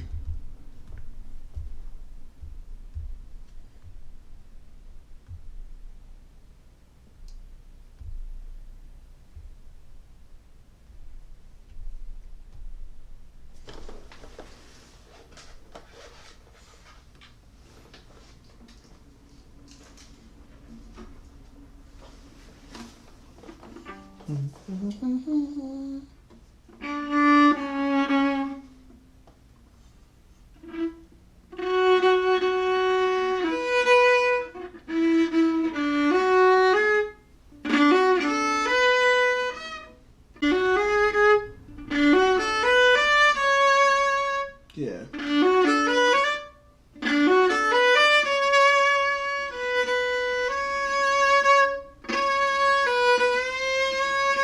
Might slide, we'll see. I don't know, maybe we'll try it.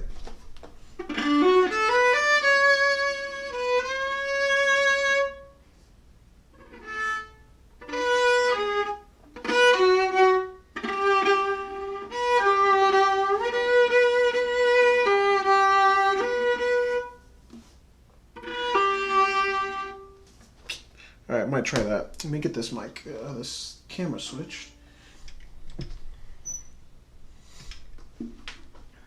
Alright.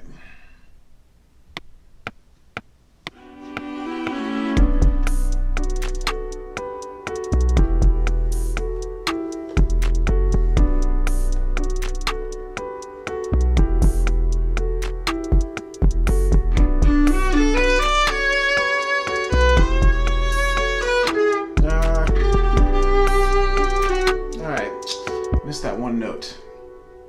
It's also a little quiet on the recording, so let's do it one more time. I gotta play a little more conviction.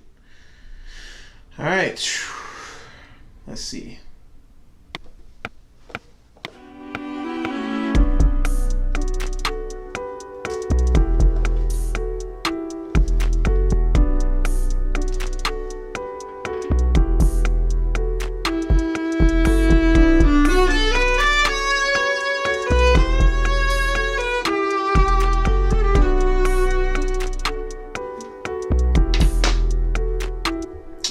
Let's see what that's gonna be. We don't know. I don't know.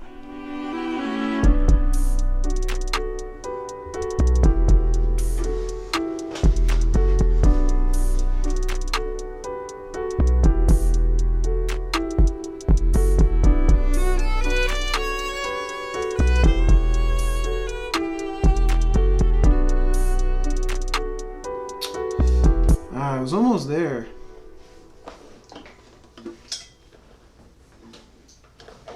I don't know. It sounds a little tinny to me. I might throw a little SV on it, cut off some of those highs. Let's see. Yo, peace out, Terrence. Thanks for rolling through, man. And hey, Benjamin, thanks. I appreciate that. But yeah, Terrence, glad you rolling through the stream again, man. I will be here. I will be here next week.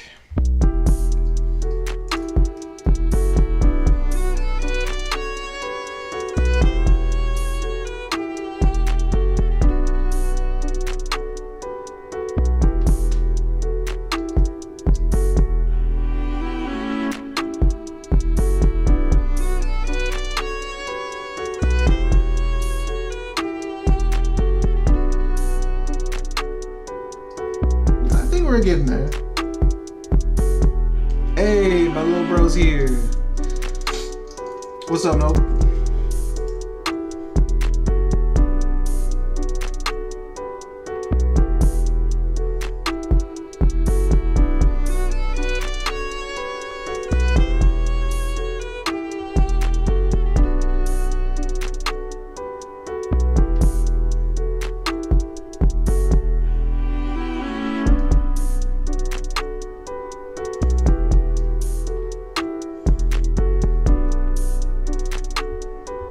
Alright, I'm gonna actually give it one more take. Just make sure we got it.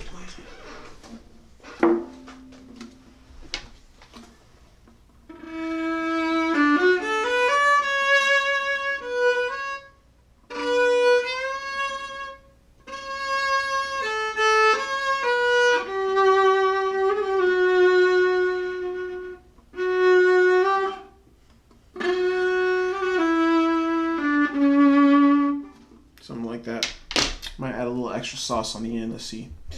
All right.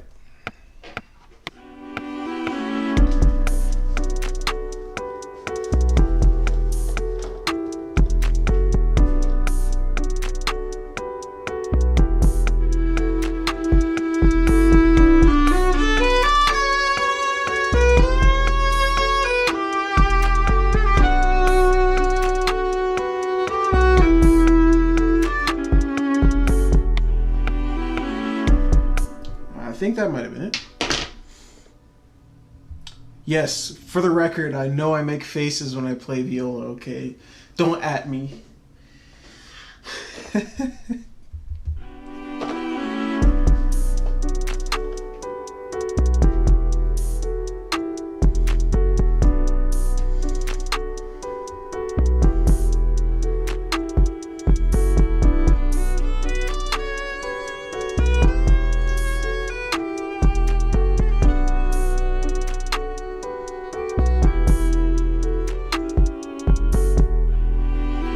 That's the one. Alright. Sweet. Might have to throw some in the reverb for that one too.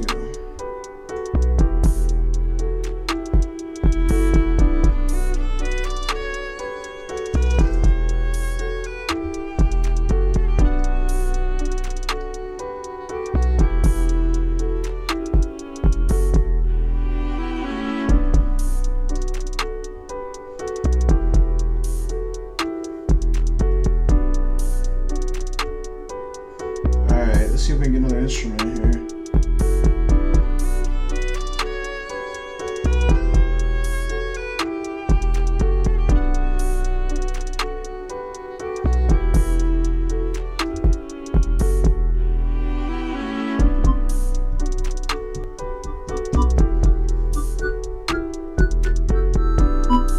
Oops. I don't know why it does that.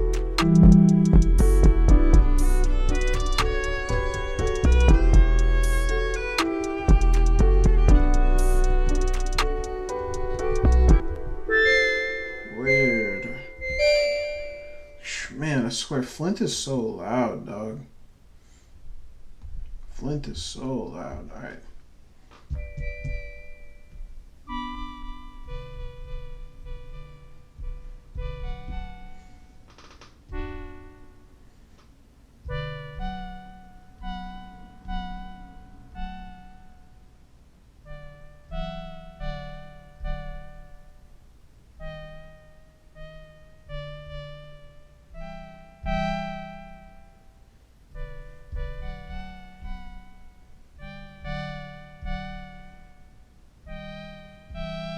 All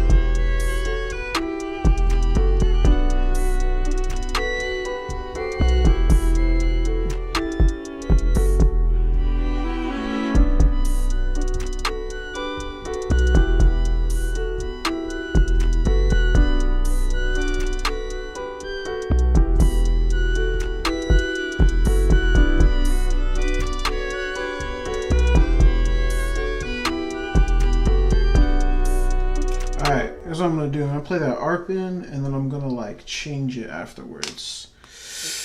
All right, here we go. Quantize on, but not off. That's what I want. All right, here we go.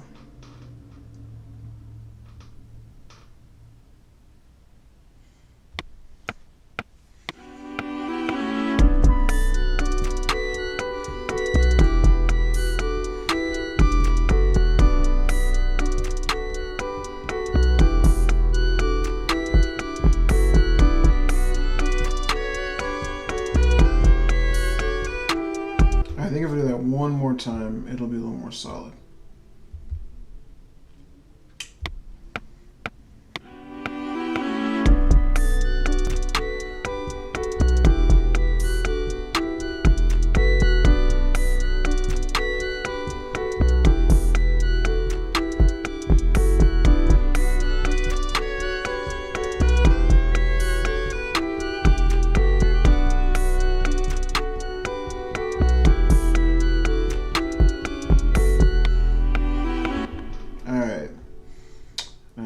That's going to be strange, but we shall see what comes of it.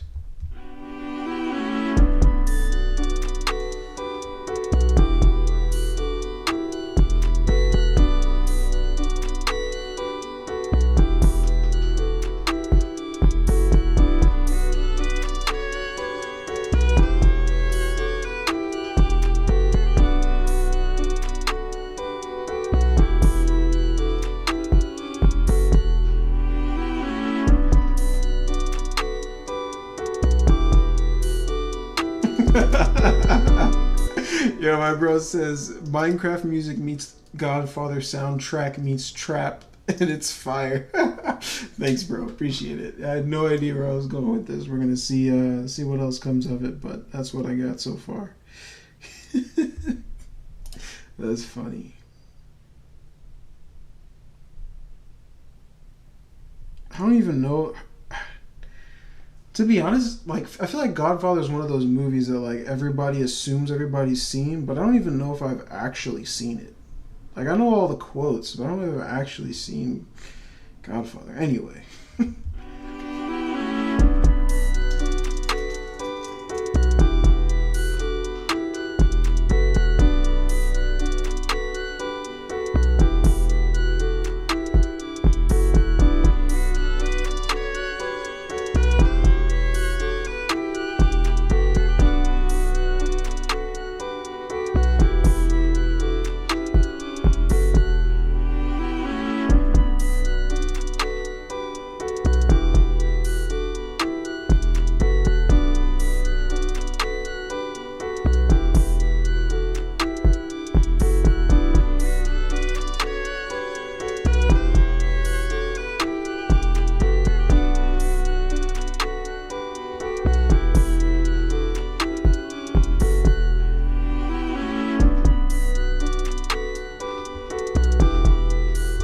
Okay.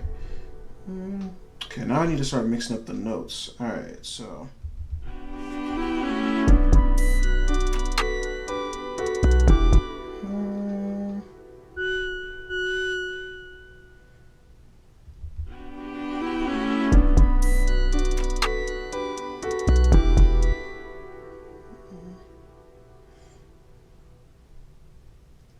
Okay, so that one, we're going to drag down one. Actually, up one.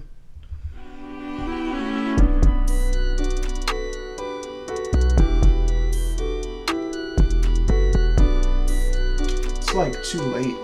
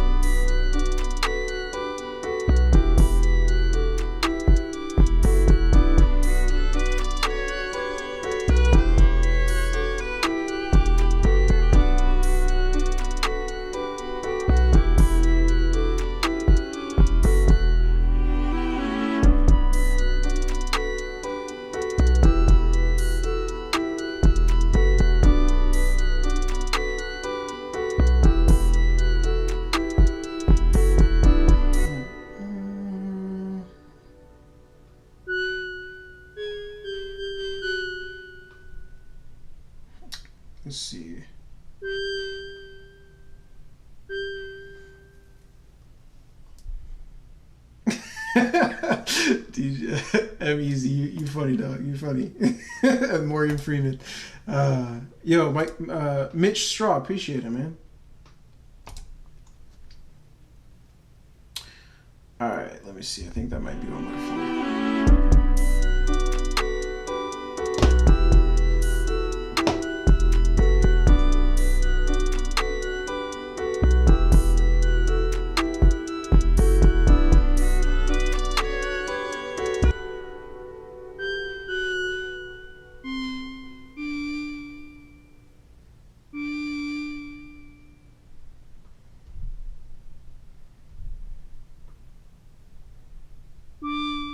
Let's see if that's it.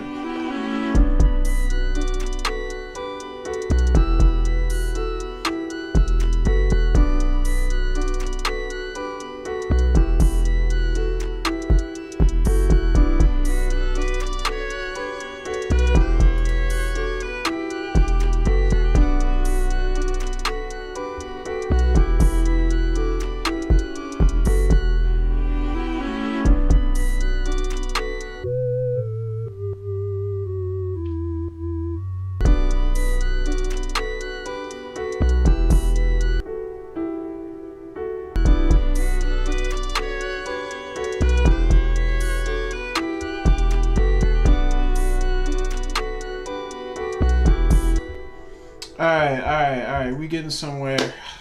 I don't want to belabor it. Plus, it's getting late. Yo, thank y'all. Thank you, everybody that rolled through. Y'all are the real ones. Y'all are the reason I'm here doing this. I'm glad that y'all are back. Hey, on the real though, please do stay tuned to the channel. There's some pretty great things coming up in the very near future. Some things are going to be changing up. I want to get some more participation out of you guys, some more one-on-one some one-on-one work here where we can really help you guys along in your music production journey. You know, I can share, you know, what I have to offer with you guys in the best way possible. The end goal is we want as many of you guys as possible making dope music and not having a hard time doing it. And, you know, one of the main things is going to be consistency, and that's for me too. Like, I was shaking off the rust today. It's a little slow, but we're getting there. And that's the work I want to do with you guys, and I want to help you guys with the specific issues that come into play when it comes to iPad music production, and do my best to assist you guys in that. So if you're interested in that, and you're interested in what's going to be coming forward, definitely subscribe to the channel. Go ahead and hit that like button, subscribe, and turn on those notifications so you don't miss the next video. But yo, until next time, creatives, go make something dope, and I'll see you in the next video.